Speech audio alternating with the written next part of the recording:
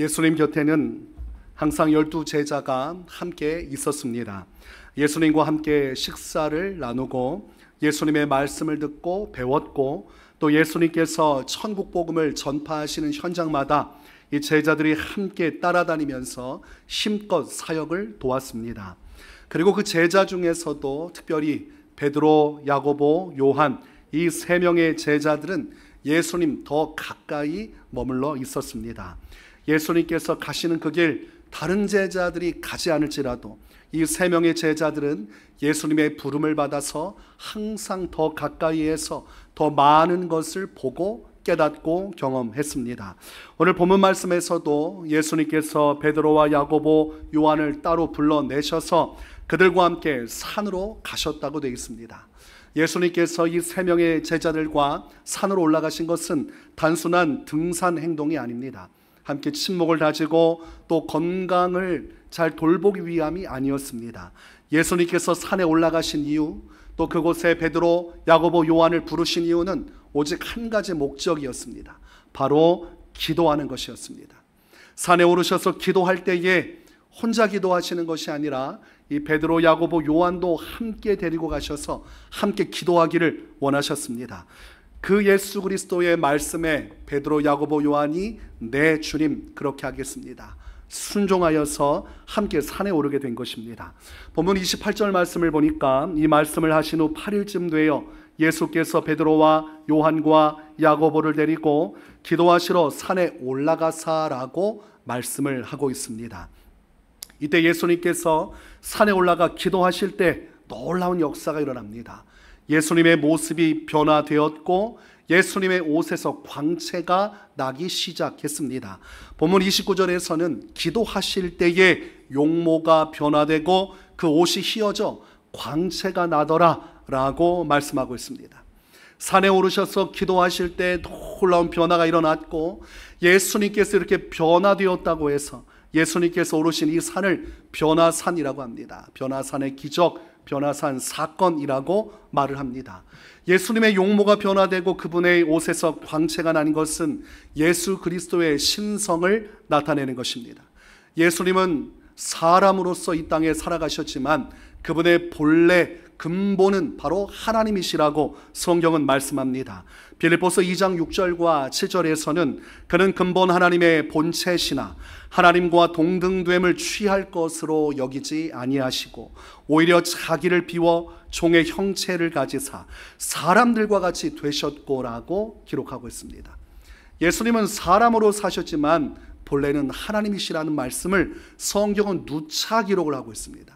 요한복음에서는 태초에 계셨던 말씀, 창조의 권능 속에 있으셨던 그 말씀이 곧 예수님이고 예수님께서 하나님이시라고 증거하고 있습니다.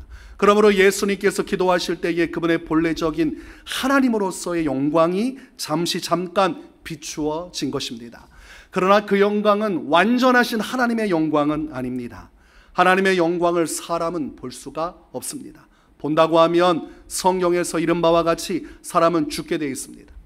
예수님께서 베드로, 야고보, 요한을 데리시고 기도하러 가셨는데 그곳에서 하나님으로의 역사, 영광을 그대로 보여주신다면 그 즉시 베드로, 야고보, 요한은 죽게 될 것입니다. 그러므로 그렇게까지는 나타내실 수 없고 사람이 보고서 깨달을 만큼의 예수님의 영광을 보여주신 것이죠. 창조자의 권능, 하나님으로서의 권능, 전제를 창조하시고 만물을 주관하시고 또 하늘 영광에 계시다가 이 땅에 오신 예수님이 누구신가를 예수 그리스도의 모습과 광채를 통해서 나타내고 있는 것이고, 이것을 우리는 계시라고 볼 수가 있는 것입니다.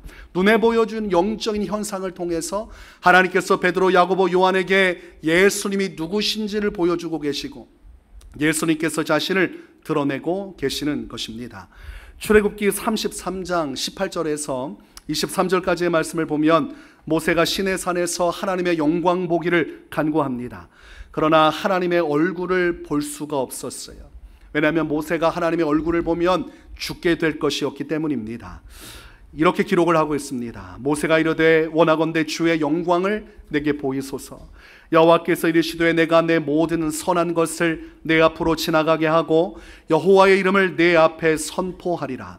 나는 은혜 베풀 자에게 은혜를 베풀고 긍휼히 여길 자에게 긍휼을 베푸느니라. 또 이르시되 내가 내 얼굴을 보지 못하리니 나를 보고 살 자가 없음이니라.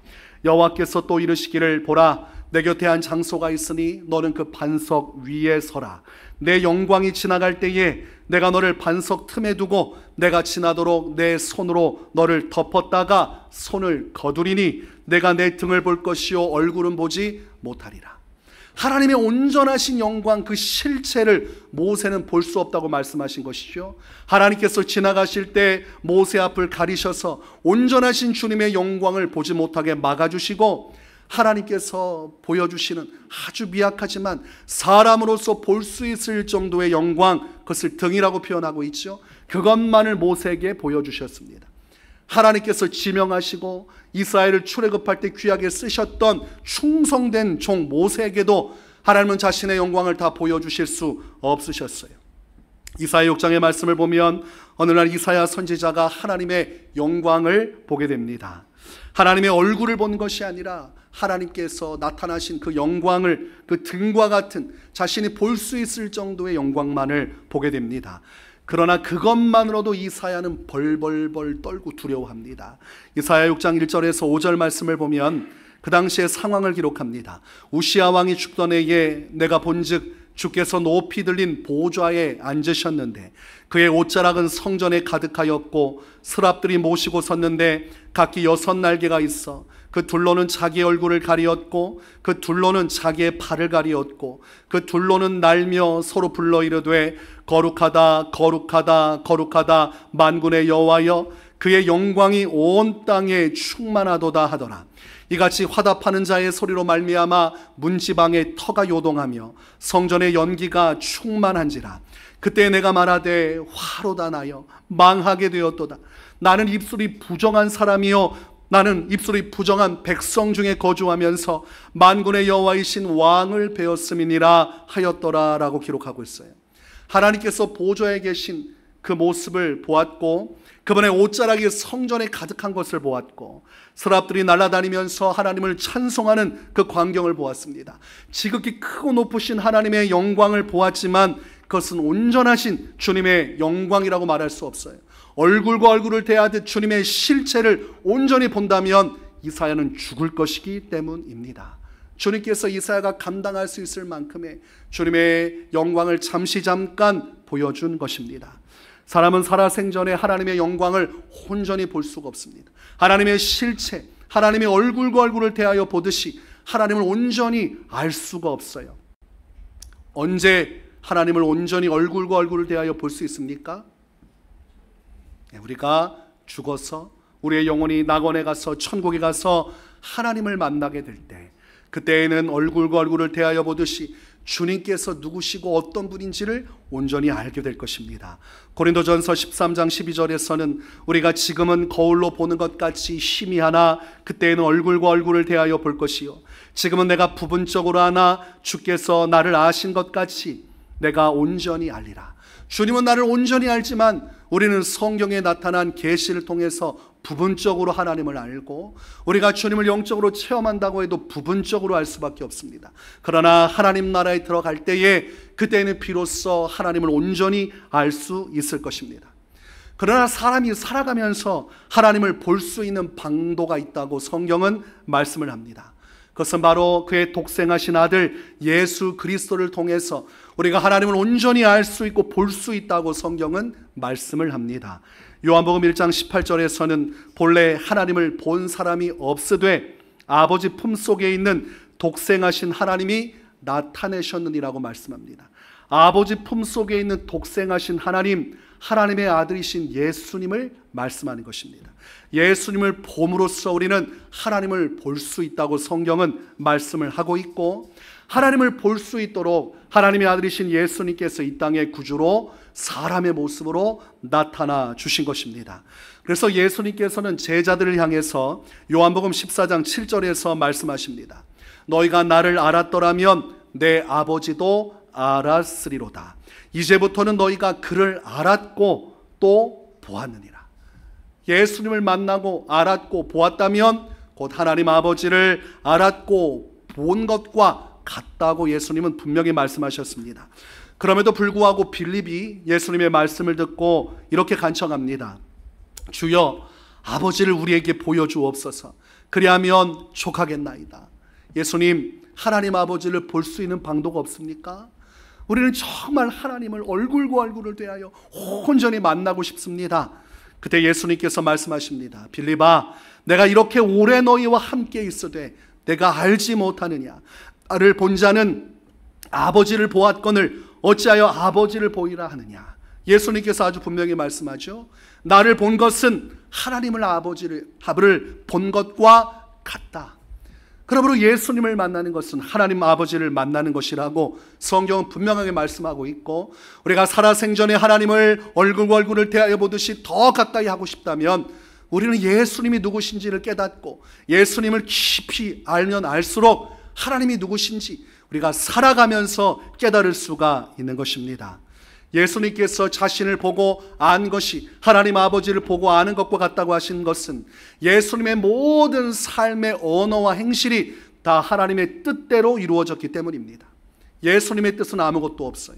하나님께서 원하신 그 선하신 뜻과 계획을 따라 예수님은 태어남부터 죽음과 부활에 이르기까지 완전히 순종하여서 아버지의 말씀에 복종하셨습니다. 그러므로 예수님이 나타나 자신을 보이셨지만 그것은 예수님 자신이 아니라 예수님을 보내신 아버지의 뜻을 삶으로 보여준 것이므로 하나님 아버지를 본 것과 다를 바가 없다고 말씀한 것입니다. 또한 예수님은 하나님이십니다. 하나님 아버지, 아들이신 예수님, 성령님, 삼위일체 성삼위 하나님을 말씀하므로 예수님이 하나님이시므로 예수님을 본 것은 하나님을 본 것과 같다고 말할 수가 있는 것입니다. 마태복음 13장 17절에서 예수님께서 말씀하십니다.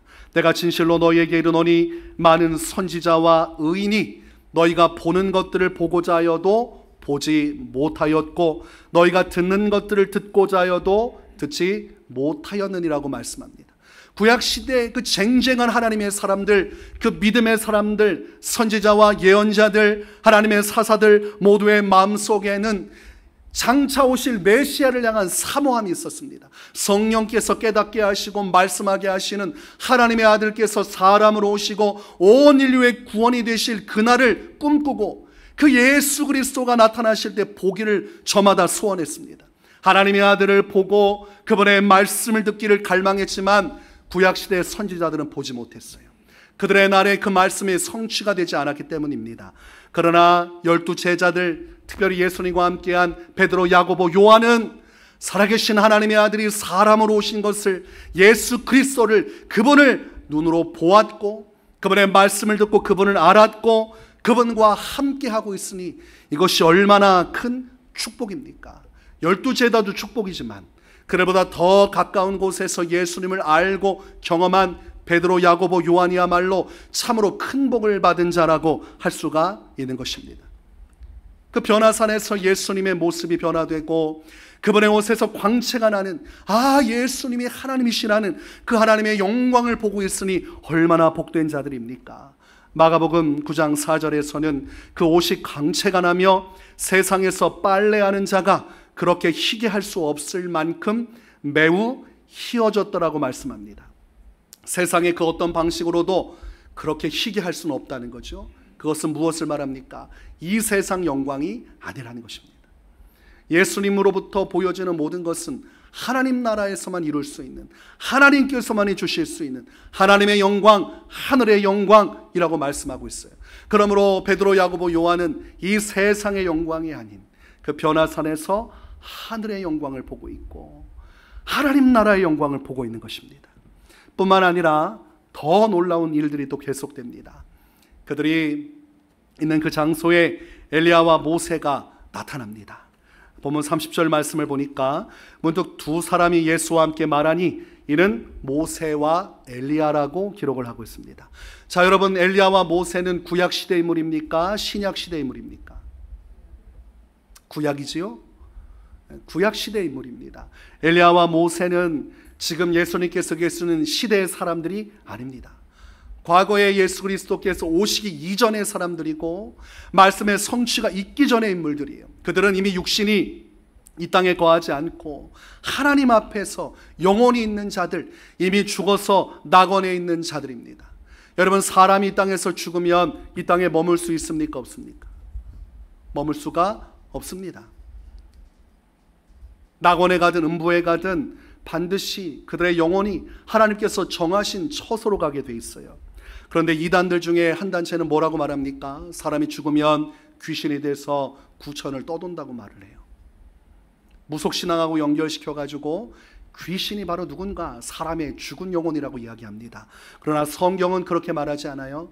죽으면 육신은 사라지고 영혼은 하나님이 정하신 법칙대로 낙원으로 들어가든 음부로 들어가든 예수 그리스도의 재림의 날까지 그곳에서 매여 있을 수밖에 없습니다. 그러면 엘리야와 모세는 지금 낙원에 있어야 하고 하나님을 찬양하는 천상의 예배 가운데서 24장로와 네 생물과 허다한 천군 천사와 함께 있어야 합니다. 그런데 그들이 지금 변화산에 왔습니다.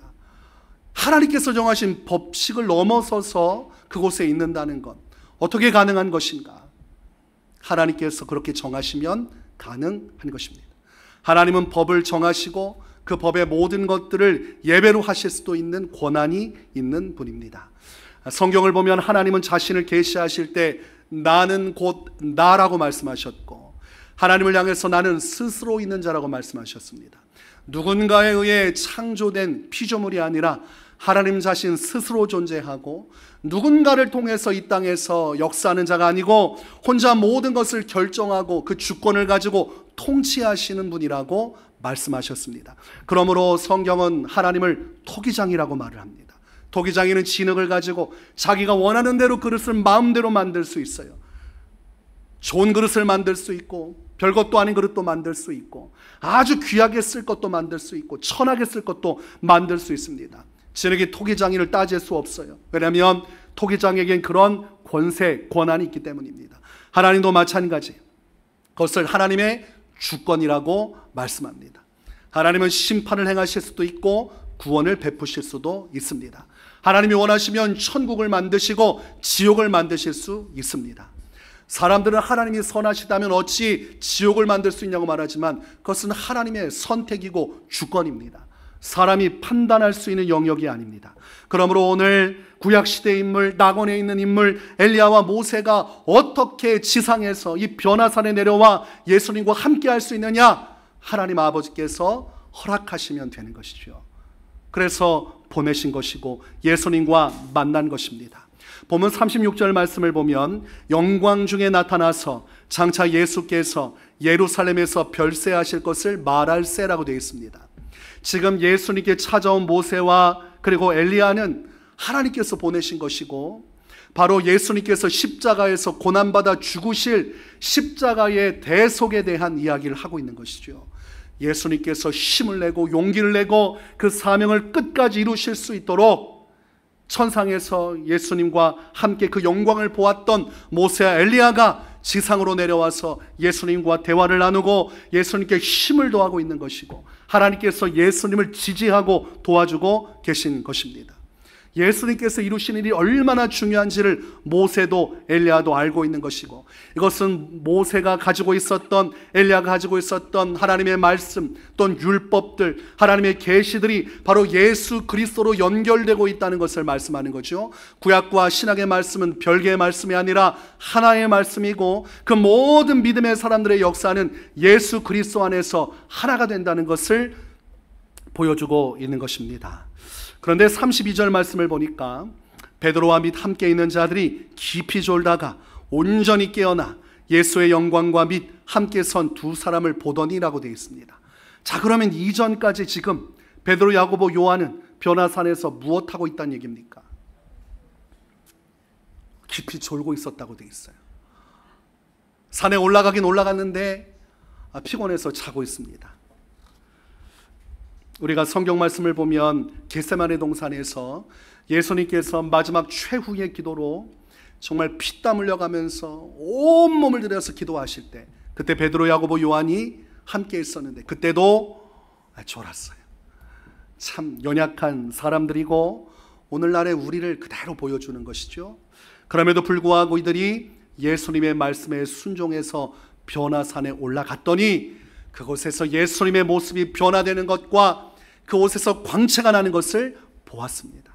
그리고 구약시대 인물인 모세와 엘리야가 나타나서 예수님과 함께 대화를 나누는 장면을 보았습니다. 하나님 나라의 영광, 예수님의 영광, 그리고 구약시대의 선지자, 그 위대한 사람들이 함께 하시는 예수 그리스도, 그분이 누구신지를 알 수밖에 없는 영적인 체험을 하고 있습니다. 그러니 얼마나 베드로가 놀랐겠습니까? 졸다가 눈을 떠보니까 감당할 수 없는 일들이 일어나고 있어요. 이 땅에서 본 적도 없고 자신이 경험한 적도 없는 천국의 영광, 예수 그리스도의 영광이 충만한 것을 보고 너무 놀라버렸습니다. 그러니까 그때부터 자기가 무슨 말을 하는지도 모르고 마구마구 이야기하기를 시작해요. 본문 33절 말씀을 보니까 두 사람이 떠날 때에 베드로가 예수께 여짜오되 주여 우리가 여기 있는 것이 좋사오니 우리가 초막 셋을 짓되 하나는 주를 위하여 하나는 모세를 위하여 하나는 엘리야를 위하여 하사이다 하되 자기가 하는 말을 자기도 알지 못하더라 이렇게 되어 있습니다. 너무 기쁘고 너무 감격적인데 너무 충격적이에요. 한 번도 상상하지 못했던 세계, 하나님의 세계, 영적인 세계, 천상의 세계, 그것을 베드로, 야고보, 요한이 보았습니다. 너무나 충격적인 일이에요. 그래서 예수님 여기 집 3개 지었으면 좋겠습니다. 엘리야, 모세, 예수님을 위해서 초막 셋을 지으면 좋지 않겠습니까? 라고 말하지만 지금 무슨 말을 하는지도 모를 정도로 너무 충격 가운데 빠져 있어요. 이사야가 하나님의 영광을 보고 화로다 나여 망하게 되었도다. 나는 입술이 부정한 사람이요 나는 입술이 부정한 백성 중에 거주하면서 만군의 여호와이신 왕을 배웠음이로다. 이렇게 쏟아낸 것과 같이 베드로도 똑같이 너무 놀라서 그렇게 이야기를 하고 있는 것이죠. 그만큼 그의 인생에서는 아주 충격적인 영적인 체험의 날이었습니다. 그런데 여기서 끝이 아니죠. 그때로부터 구름이 몰려오기 시작하고 구름 속에서 하나님 아버지의 음성이 들려옵니다. 이 음성은 예수님과 모세와 엘리야만 들을 수 있는 음성이 아니었습니다.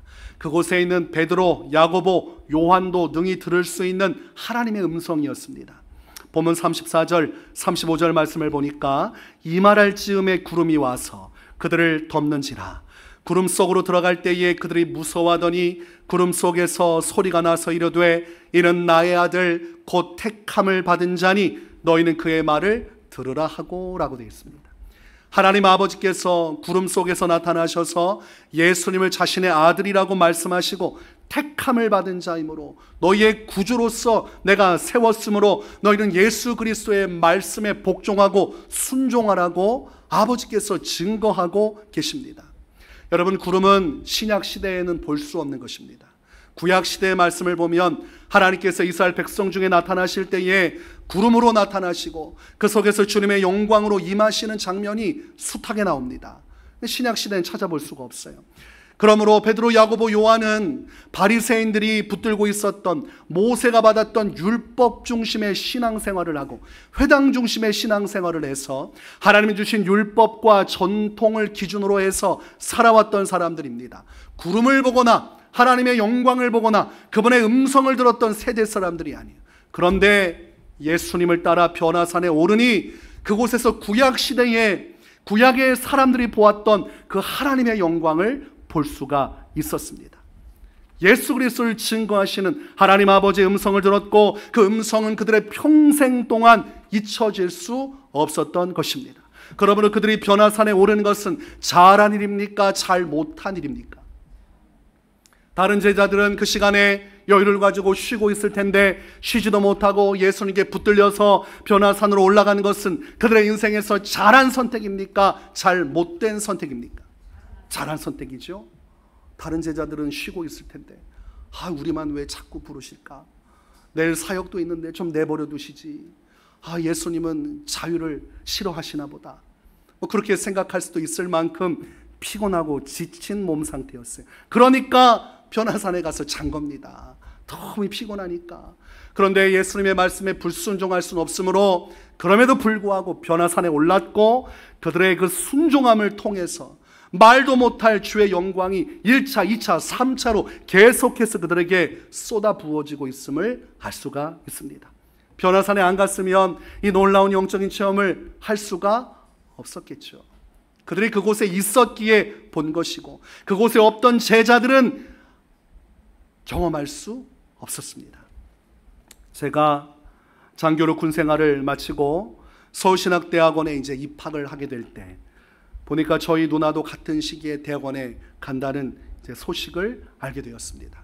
그때 저는 조금 이해가 되지 않았어요. 군 생활 마치고 나니까 갑자기 이미 형은 목회자의 길을 가고 있고, 또 저도 이제 신학대학교부터 해서 가고 있고, 저희 누나는 저희 집에서 항상 이제 이야기를 하기를, 오빠와 동생이 목회자의 길을 가니 너는 시집 잘 가고 안정된 삶 속에서 오빠와 동생을 옆에 뒤에서 물심양면으로 섬기면 된다. 이것이 우리 집의 모토였습니다. 그렇게 이야기했고 당사자도 그렇게 받아들였고 그렇게 잘 저희 집안의 계획대로 흘러가고 있었어요. 그런데 전역을 하고 대학원에 입학하려고 하니까 갑자기 신학대학원에 저희 누나가 온다는 거예요. 그래서 제가 마음속에 좀 충격이 있었습니다. 이게 어떻게 가능한 일인가? 3명 다 가면 누가 뒷바라지를 할 것인가?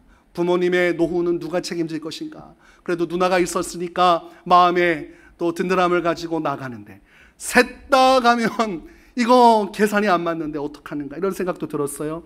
그러면서도 마음속에, 아니 부모님도 그렇고 우리도 그렇고 누구도 가라고 한 적이 없는데 왜 굳이 신학대원에 가려고 하나, 이런 마음속에 답답함이 있었습니다.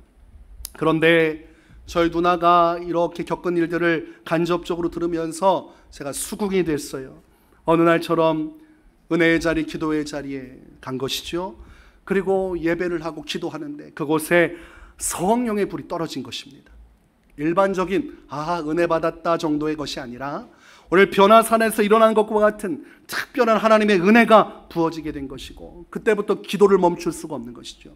기도가 계속되는 가운데 하나님의 성령의 감동을 받아서 예언을 하기 시작하고, 그 충만함 가운데 대굴대굴 구르면서 회개하고 하나님을 깊이 만나는 그 은혜의 밤을 경험하는 것입니다. 나중에 여러분 시간이 되면 교회가 어떻게 하죠? 음악이 먼저 꺼지고 그 침묵 속에서 자연스러운 분위기가 있죠. 빨리 가십시오. 사찰 집사님이 이제 음악을 끄면 가라는 얘기예요. 왜냐하면 사찰 집사님도 이제 쉬어야 되니까. 그런데 기도가 멈추질 않는 거죠. 막 불이 붙어가지고 하나님을, 살아계신 하나님을 실제로 그곳에서 만나고 경험하면서 어찌 주님 이 정도면 됩니다 할 수 있습니까? 또 그 정도의 것이라면 스스로 멈췄겠죠. 강권적인 주의 역사 속에서 기도하다 보니까 나중에 사찰 집사님이 가라고 억지로 밖으로 내보내는 때까지 이르렀다는 거예요. 제가 저희 누나를 알기 때문에 그렇게까지 할 사람이 아닌데, 예의를 지키고 매너를 아는 사람이라 눈치껏 나갔을 텐데 그렇게 했다는 것은 거부할 수 없는 주님의 놀라운 은혜가 임했기 때문임을 알게 된 것이고, 그때 하나님께서 주님의 종으로서 부르신 것입니다. 하나님의 사명자의 길로 가게 된 것이, 그래서 삼남매가 다 가게 됐어요. 전에 사역하던 교회 목사님이 가족은 어떻게 되나, 또 형제는 어떻게 되나 해서 3명 다 지금 전도사로서 목회자의 길을 가고 있습니다 했더니 그 목사님이 그러는 거예요. 미쳤구만. 순간 기분이 나빴어요. 미쳤다니.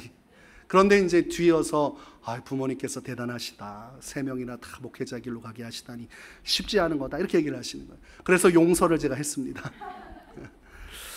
그 변화산의 놀라운 영광을 저희 누나는 그 철야 시간에 하나님께 기도하던 중에, 뜻하지도 않았고 계획하지도 않았고 생각한 바가 없지만 하나님께서 그날 그 은혜를 부어 주신 것입니다. 우리가 어떻게 하면 이 베드로, 야고보, 요한 같은 그 은혜를 이 시대 속에 누릴 수 있는가? 여러분, 그런 은혜를 받아 누리는 것이 가능합니까? 불가능합니까? 불가능하다고 생각하니까 변화산에 안 가는 것입니다. 가봤자 피곤하고 지칠 터인데, 우리가 영성이라는 것은 내가 건강하고 여유가 있고 마음의 준비가 될 때 가야 은혜를 받지, 이렇게 피곤하고 지치고 짜증이 나고 화가 나는데 내가 가면 무슨 은혜가 있겠느냐, 그러다 보니까 계속 안 가게 되죠. 기대치가 낮고 또 낮은 기대치에 맞추어서 그럴듯한 이유가 있으니까 우리가 우리 인생의 변화산으로 가지 않아요. 그러나 우리가 베드로, 야고보, 요한과 같이 또 은혜 받는 그 누군가와 같이 하나님 앞에 서고자 하면 우리도 필히 힘들고 지치고 힘들어도 예수님께서 부르시는 은혜의 자리에 나아가야 하는 것입니다. 피곤해도 가야 돼요. 베드로, 야고보, 요한이 피곤해도 갔어요. 가서 졸다가도 그곳에서 하나님 만났습니다. 신앙은 제일 중요한 것이 일단 가는 것입니다. 대답을 하셔야 그 다음 설교를 진행하겠습니다. 신앙생활은 어떤 상황에서도 일단 가는 것입니다. 가면 그곳에서 하나님께서 역사하시도록 준비하고 계시는 것입니다. 주일 성수하는 것 참 중요하지만 분명히 말씀드립니다. 주일 성수는 기본입니다.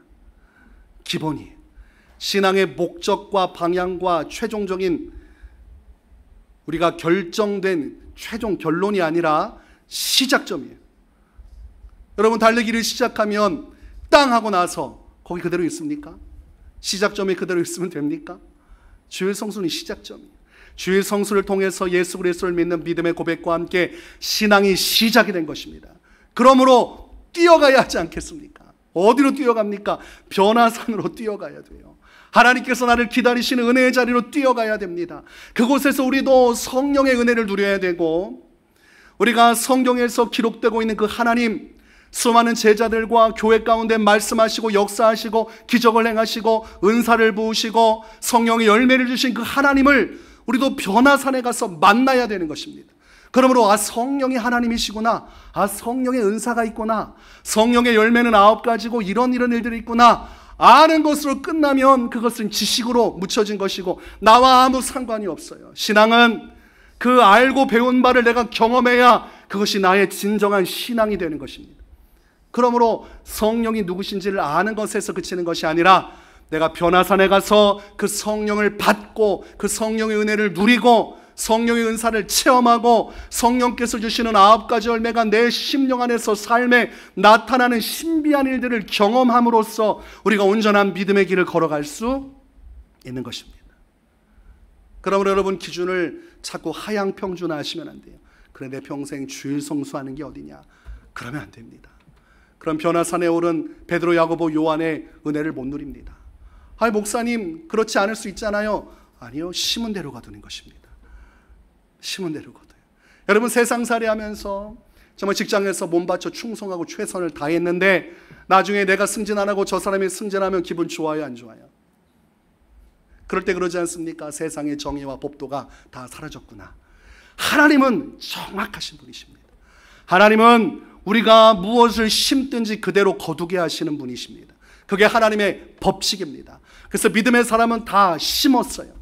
하나님의 미랄이 되어져 썩어져 나의 삶을 심었고 그 믿음을 심고 하나님의 기적을 보았고 하나님의 영광을 보았습니다. 베드로, 야고보, 요한 대단한 사람들 아닙니다. 그 시대에서 자랑할 만한 지식과 능력을 갖춘 사람들이 아니에요. 그러나 그들이 잘한 것은 예수님의 말씀이라면 네 하고 순종했고 예수님이 가라고 하시는 길이면 네 하고 순종하고 뒤따라 갔다는 것입니다. 그러므로 여러분, 계산하면서 신앙생활하면 안 돼요. 우리가 스스로 이 정도면 된다 그렇게 생각하면서 신앙생활하면 안 됩니다. 혹시라도 여러분이 변화산에 올라서 나도 주님을 만나자, 그럴 때 마음속에 너 피곤한데 다음에 가야 되지 않냐? 피곤해서 가면 은혜가 되겠냐? 나중에 피곤하지 않을 때, 나중에 여유가 있을 때, 나중에 네가 충분히 은혜 받을 만한 그런 준비된 때가 되면 가라고 말할 때 음성이 들리거나 마음의 감동이 올 때 어떻게 해야 됩니까? 사탄아 물러가라, 이렇게 얘기됩니다. 영분별을 항상 잘해야죠. 마귀가 주는 생각을 다 받아들이면 평생 제자리 걸음을 하고, 그리고 실제는 제자리 걸음을 하는 것 같지만 뒤로 신앙이 계속 밀리게 돼 있어요. 마귀는 현실을 이야기하고 합리적인 방안을 이야기합니다. 그래서 우리가 그럴듯하게 수용하게 만들지만 성경 말씀은 분명한 길을 제시하죠. 히브리서 4장 16절. 그러므로 우리는 긍휼하심을 받고 때를 따라 돕는 은혜를 얻기 위하여 은혜의 보좌 앞에 담대히 나아갈 것이니라.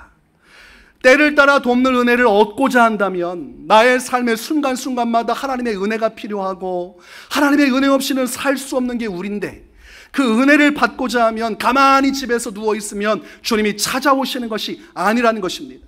내가 힘들고 지치니까 뭐 이해하시겠지 하면 찾아와서 은혜를 주시지 않는다는 것입니다. 우리가 은혜의 보좌 앞으로 담대하게 나아갈 때에, 피곤하고 지치고 힘들 때에도 그 앞으로 나갈 때에 하나님께서 역사하여 주시고, 베드로, 야고보, 요한에게 주고자 하셨던 그 은혜를 우리에게도 부어주시는 거죠. 여러분, 예수님께서 변화산에 올라갈 때 이런 놀라운 역사가 일어날 것을 알고 계셨을까요? 모르고 계셨을까요? 알고 계셨습니다. 베드로, 야고보, 요한은 몰랐어요. 여느 날과 같이 그냥 예수님 따라가나 보다 생각했지만 예수는 이미 그들을 위해서 다 준비하고 계셨습니다. 그래서 하나님을 여호와 이레, 하나님 준비하신 하나님, 이렇게 말씀하지 않습니까? 하나님은 은혜의 자리에서 우리에게 주실 필요한 은혜의 보따리를 가지고 때를 따라 돕는 은혜를 주기 위해 선물로서 주실 은혜를 준비하고 계십니다. 여러분, 그것을 믿어야 됩니다. 하나님께 나아가는 자는 그가 상 주시는 이심을 믿어야 할지니라. 주께 나갈 때 때를 따라 돕는 은혜를 그때서야 비로소 주신다는 것을 믿을 때 우리 안에 놀라운 역사가 일어나는 것입니다. 그러므로 과거와 같은 성령의 강력한 역사가 이 시대에 나타나지 않는다면 이 시대가 말세의 시대이기 때문이 아닙니다. 그것은 한 가지죠. 과거와 같이 성도들이 은혜의 산, 변화산으로 가지 않고 있기 때문입니다. 오늘날도 우리가 예수 그리스도께서 부르시는 은혜의 자리로 나가 하나님 앞에 우리의 모든 전 존재를 드려 주님을 찾으면 주님은 오늘날도 놀라운 일들을 이루어 가시는 것입니다. 남들이 만나지 못한 하나님을 그때 만나게 되는 거예요. 주일날 성경 말씀을 통해서 알고 깨달았던 그 하나님을 내가 그 기도 속에서, 그 영적인 충만함 속에서 만나는 것입니다. 그때서야 비로소 하나님을 아는 것입니다. 그러므로 하나님을 안다는 것은 지식적 동의가 아니라 그 말씀을 깨달아 순종함으로 주님을 만나는 것이 하나님을 아는 것이고, 참 하나님과 그의 보내신 자 예수 그리스도를 아는 자에게 영생이 주어진다고 되어 있어요. 그러므로 하나님을 만나고 그분을 아는 자가 천국에 가는 것이지, 교회 와서 지식적으로 하나님이 이렇다더라 말로만 들은 사람이 천국에 가는 것이 아닙니다. 그 하나님, 살아계신 하나님, 그 하나님을 내가 내 삶 속에서 만나는 것, 나의 주 예수 그리스도 그분께로 나아가고 그분을 찾고 그분을 의지할 때에 예수님의 이름으로 성령께서 우리 안에 임하여 주시는 것입니다. 그러므로 우리 안에 이런 열정인 갈망들이 있어야 돼요. 하나님, 저는 주님께서 계시는 변화산으로 날마다 더 가까이 가기를 원합니다. 어떤 경우에도 주님께로 향하게 하여 주시옵소서. 제가 금요일 날 에스더에 관한 설교를 했어요. 제목이 죽으면 죽으리이다. 제가 기도하면서 하나님께서 에스더 말씀을 딱 주실 때, 아이고야, 또 이런 말씀이구나. 지금 시리즈로 하나님께서 계속해서 헌신과 충성을 이야기하고 계시고, 지난주에는 에스더 말씀을 주셨어요. 죽으면 죽으리이다 신앙, 순교자의 신앙, 그것이 말세의 시대의 성도가 반드시 가지고 있어야 할 신앙이라는 거죠. 그래서 여러분, 변화산에 가려고 하면 죽으면 죽으리이다, 이 순교자의 자세를 가지고 있으면 흔들림 없이 그 길을 갈 수가 있습니다. 나는 죽고 내 안에 예수님만 살아계셔서 내가 사는 것은 더 이상 나를 위한 것이 아니고 예수를 위한 것이라면, 내 마지막 생명까지도 주를 위해 부인하고 예수님을 따르겠다고 결정한다면 우리는 언제라도 변화산에 오를 수 있습니다. 일이 잘 돼도 변화산에 오를 수 있고, 일이 못 돼도 변화산에 오를 수 있어요. 어떤 사람은 일이 잘 되면 그때서야 변화산에 오르는 사람이 있어요. 잘 되게 하셨으니까 간다는 거죠. 어떤 사람은 일이 잘못되면 그때 변화산에 오르다가 잘 되면 안 가는 사람이 있어요. 다 안 됩니다. 일이 잘 되거나 일이 잘 되지 않거나 한결같이 변화산으로 가야 되고, 그런 심령으로 살아가는 사람을 성경에서는 팔복 중에 심령이 가난한 자라고 말씀합니다. 심령이 가난한 자, 천국이 그들의 것이라. 하나님 앞에서 가난한 심령으로, 애타는 마음으로 주님의 은혜를 끊임없이 원하고 소망하는 자에게 하나님은 천국의 영광을 보여주시고 하나님의 은혜를 부어주심으로 그들의 마음과 삶 속에 천국의 영광이 이루어지게 하시고 그 영광을 따라 천국으로 입성하게 하시니, 우리가 이 팔복의 심령을 가져야 돼요. 주님, 더 원합니다. 더 원합니다. 주님, 더 원합니다. 주일 오전 예배 드렸으니 충분합니다. 이제 주님 일주일간 전 충분합니다. 가난한 심령이 아닙니다. 가난한 심령은 오전 예배 드리고도 주님 더 원합니다. 더 원합니다. 아버지, 주님의 음성을 듣기 원합니다. 주님의 사랑을 누리기 원합니다. 하나님의 영광을 보기 원합니다. 그리고 오후 예배 드리고도 주님 더 원합니다. 더 원합니다. 더 원합니다. 그러면 하나님은, 은혜는 제한이 없습니다. 우리가 착각하고 있어요. 은혜는 정해져 있고 딱 가서 받으면 끝이라고 생각하지만 아닙니다. 하나님의 은혜는 제한이 없기 때문에 우리가 원하는 만큼 계속해서 주어집니다. 그래서 충만함에 충만함이 이르기까지 바울은 얼마나 그 은혜를 사모했던지 하나님께서 낙원으로 불러들여서 하나님의 영광을 보게 하시기까지 가장 좋은 것들을 계속해서 부어주셨어요. 그게 하나님의 법칙입니다. 그러므로 내가 선을 정하고 신앙생활 한다면 죽을 때까지 그 선을 넘어서는 은혜를 받지 못한다는 것입니다. 평생 나의 신앙의 선을 정해놓고 그 선을 넘지 않으면 내가 편하겠지만 그만큼 은혜도 없다는 것을 알아야 합니다. 저는 여러분이 이 시대에 베드로, 야고보, 요한이 되기를 바랍니다. 저는 여러분이 위례세움교회의 베드로, 야고보, 요한이 되기를 원합니다. 아멘을 하세요. 정직한 자들이여 아멘을 하십시오. 아멘, 아멘. 베드로, 야고보, 요한처럼 어떤 상황에서도 예수님의 뒤를 따라서 변화산에 올라 그들이 보았던 주님의 영광을 여러분의 인생 가운데 충만히 누리시고 그 믿음의 영광된 길을 걸어가시기를 주님의 이름으로 축원합니다.